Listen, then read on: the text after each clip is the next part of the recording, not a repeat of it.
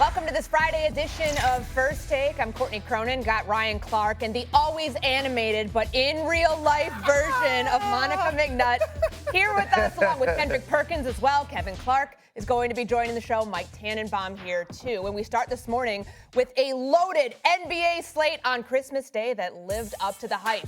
The last game of the night gave us the most drama when Nikola Jokic dropped 56 points in a triple-double performance on the Timberwolves to secure a 142-138 overtime win for the Nuggets. 18 of those points came in overtime, which set a new NBA record for points scored in the extra period.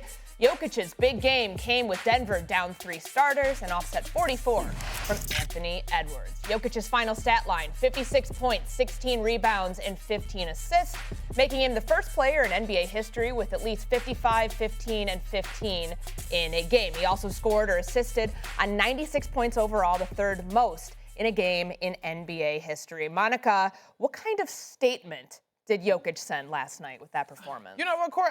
I love this question, but I also feel like he's been making this statement. Like, yes, yesterday entered an upper echelon, if you will, of performances on Christmas Day, and the first to have these monster numbers. But we continue to see Jokic do things that we are basically unheard of in the league. I mean, going into last night, he already had 14 triple-doubles, which is far and away the leader in that category. He's already won a championship. He's been a 3-time MVP. Like, I guess he continues to show us how good he can continue to be. And so I already was on lookout for the Nuggets in terms of being a real threat to win another championship this year, but I guess he just added a underlined, bold, and italicized of that statement because we already know this guy is really good. Yeah, Perk, this feels like rinse and repeat every single time we talk about Nikola Jokic putting on games like this. To do it in a high-stakes game last night, the game that gave us the most drama, what did that show you about the Nuggets right now?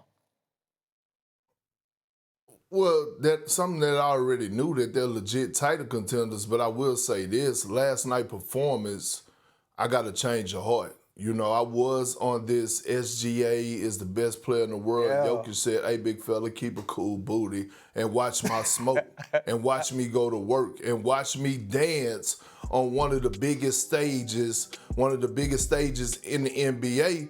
And he was down 2 key guys. No Aaron Gordon, no Cam Johnson, no problem. I mean, 56 points, that's if he would have had 56 points, zero assists, and 0 rebounds, we still would be talking about that performance. But the fact that he had 15 assists, that's greatness. When you're able to get 56 points and get 15 assists and make guys around you better, hell, Courtney, me, you, Monica, and RC could be on the floor with Giannis, and he gonna make us, with Jokic, and he gonna make us all look good. I'm witnessing a top big, the most skilled big to ever play the game of basketball, and that's what we witnessed last night was pure greatness. They legit title contender. Anytime you have this guy on the floor, you got a chance to compete for an NBA championship. Nikola Jokic is the best player on the planet, and we have to stop questioning it.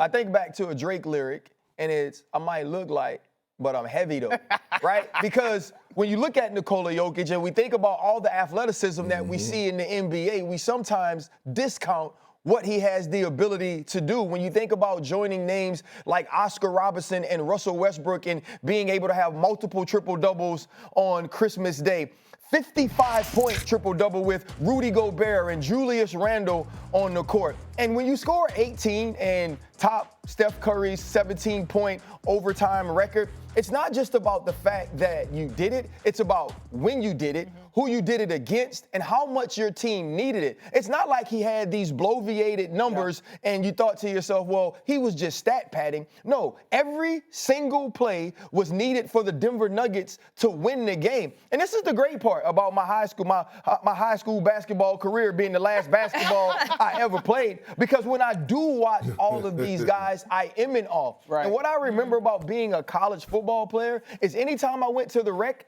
and the basketball team was there, I was there for defense and rebounding. Okay. And so when you're the best player in the world, that says so much about how skilled you are at this game. And there's only one, Nikola Jokic. I mean, I'm looking at this box score right now. This it's thing is a broken. thing. You got to frame this. This thing is a thing of beauty here. Monica, like, the fact that they were down 3 starters, I think Perk mentioned that. No Aaron Gordon, obviously, last night. They were missing some other contributors as well. as this becomes the conversation about title contenders, and I know we're going to talk about Oklahoma City, we're going to talk about the Spurs, where do you have Nikola Jokic's team right now? I had them second behind the Thunder. I felt like the Thunder were sort of, I think it's fair, although we did it with Boston as well, to acknowledge that you could potentially be looking at a dynasty when you talk about the Thunder because of their youth. But it's not as if the Nuggets had a bad year last year, even though they weren't the last team standing.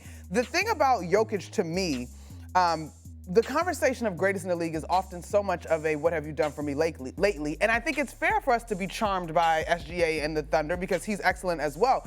But as we look at the potential of dynasties, if you will, and the potential of how long Jokic could do this, his game is going to be essentially in many ways timeless in a way that so many of the other guys that are in the conversation of the greatest in the league is not, because the athleticism piece of it is not the heaviest part of his game, right? His court vision, his ability to make plays for others, his ability to shoot the ball without barely jumping, like he still gets into rebounds, like just the way that he plays, I think will be in a better position to stand the test of time.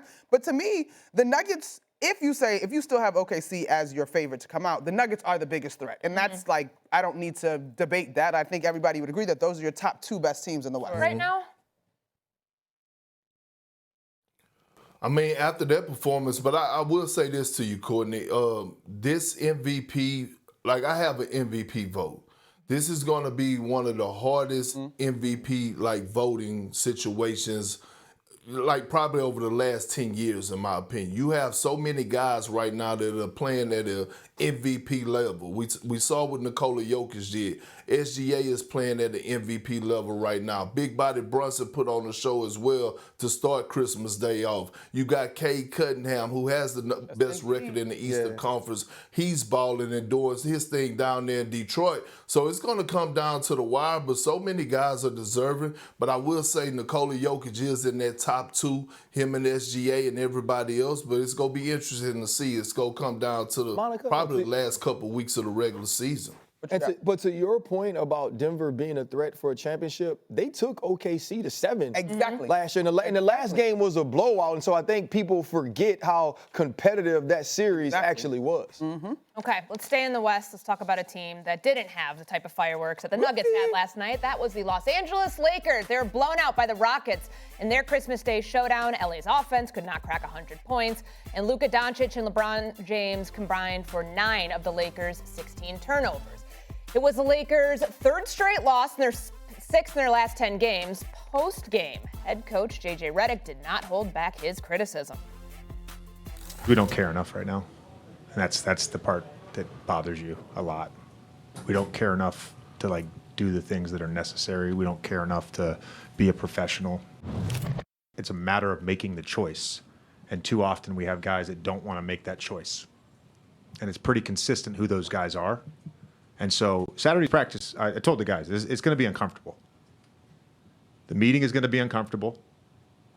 I'm not doing another 53 games like this.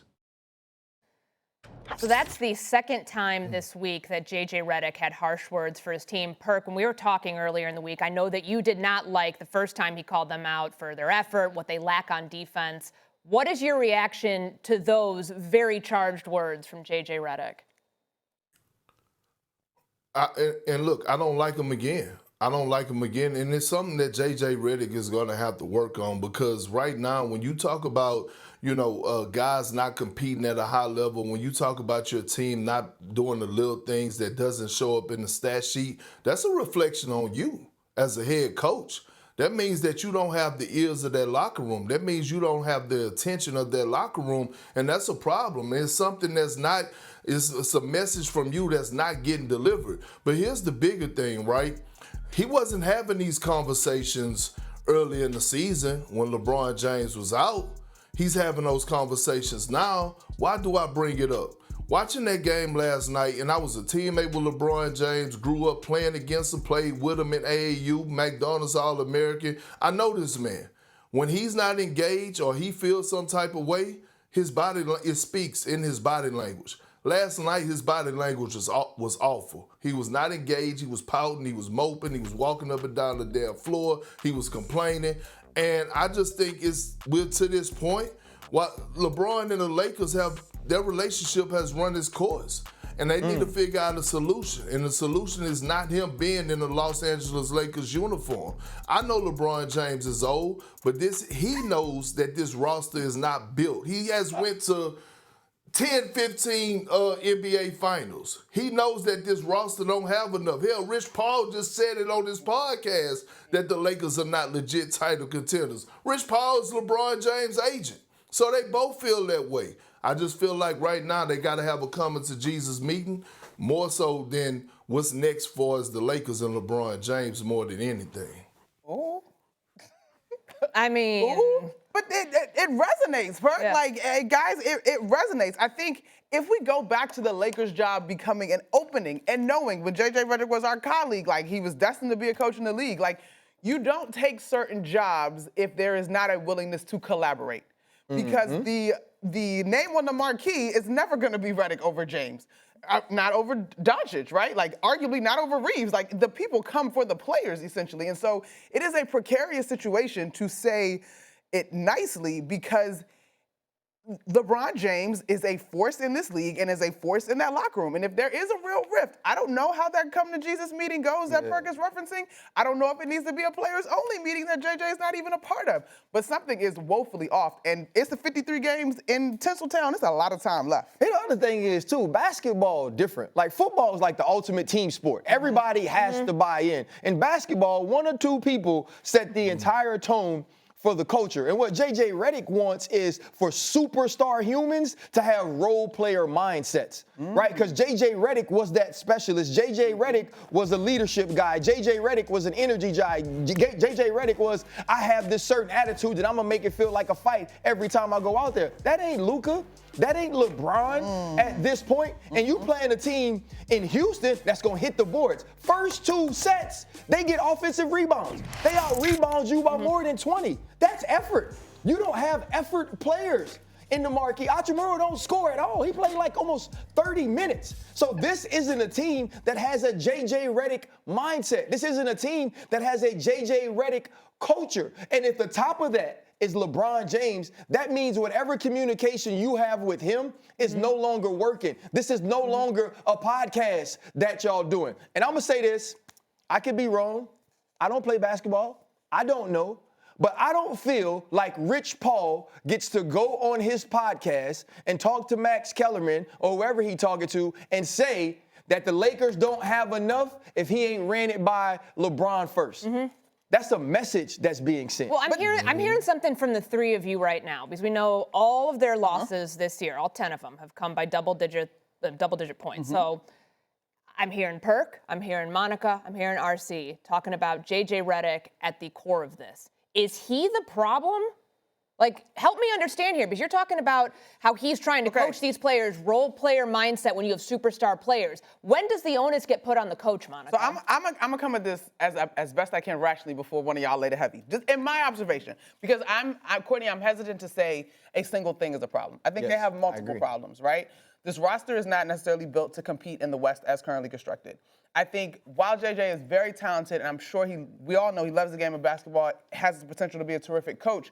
Last season was such a small sample size. There's a reason why the greats become the greats. It's because you can do it over a length of time, right? I think your ability to, and we hear this about former players becoming coaches often, your ability to do it sometimes diminishes your patience for the inability of others to do it consistently. And as I am watching this thing unfold and listening to the sound bites, that is where teaching is repeating until learning takes place. And the grace of like the experience of learning and growing together as opposed to just holding a standard because I believe that you can get here. And so for me, this process, coaching staff, and it's not just JJ because that staff has veteran assistants on it, right? But the process of our staff being able to connect, it's fragmented. And as we started this conversation, when you got two of the biggest names in the game, like that relationship has to be secure. We hear so often of the Popoviches and the coach Steph Curry and what's my guy? Steve Kerr talking about Curry. If I can coach my stars hard, then it trickles down. And to Perk's point where he started, I don't know that the being able to coach the stars hard is a standard daily in LA right now. Well, he's going to have to. And let me say this. One thing I will give JJ credit for is that he has brought the best out of certain players, right? We look at a guy like Austin Reeves, who's having a career year, might be knocking at the door of being a first-time All-Star. Luka, he's leading the league in scoring right now, right? He's somewhat having he is having the MVP type season. But your job as a head coach is to max guys out on both ends of the floor. We know that Austin Reeves and Luka Doncic are not physically gifted to defend at a high level, but you also could watch the effort, right? 2 slides, 3 slides. Are you fighting the battle and getting the trenches? Early in the first quarter, we saw Luka have a chase down block. But it went away throughout the course of the game. It wasn't consistent. And again, if your best players are not going to buy into competing at a high level defensively, it's going to be hard for you to come in and point and go at other guys and other role players. For some reason, DeAndre Ayton has fell off like no limit over the past 2 weeks. He started off the beginning of the season, and his whole mindset was, I want to be a great defender. I want to anchor this defense. All of a sudden, that has shifted. So again, we know it's a personnel problem, but again, it has nothing to do with your guys competing at the highest level. Both of these teams walked into last night's game struggling. The Rockets were struggling. The Lakers were struggling. I knew the Rockets were going to win. I didn't think they was going to kick their asses in the manner that they did. And now we here at this moment talking about, the whole landscape of the Los Angeles Lakers. Now, what we gonna do is lay off No Limit. That's a New Orleans staple. I heard that. We for sure ain't gonna play with No Limit. And to your point too, though, Monica, when you talk about coaches and like their abilities, also think their perspective matters, right? Like you have these great players that become coaches and they don't do as well because they can't relate to some of those bottom role player guys and they want more out of them than they're capable of. JJ's perspective is scrappy, is finding a way, is coming from a different place, which is why he may be good for Austin Reeves and maybe not necessarily a LeBron James. All right, 23-point victory for the Houston Rockets. That was their largest in all 13 of their Christmas Day games that they have played.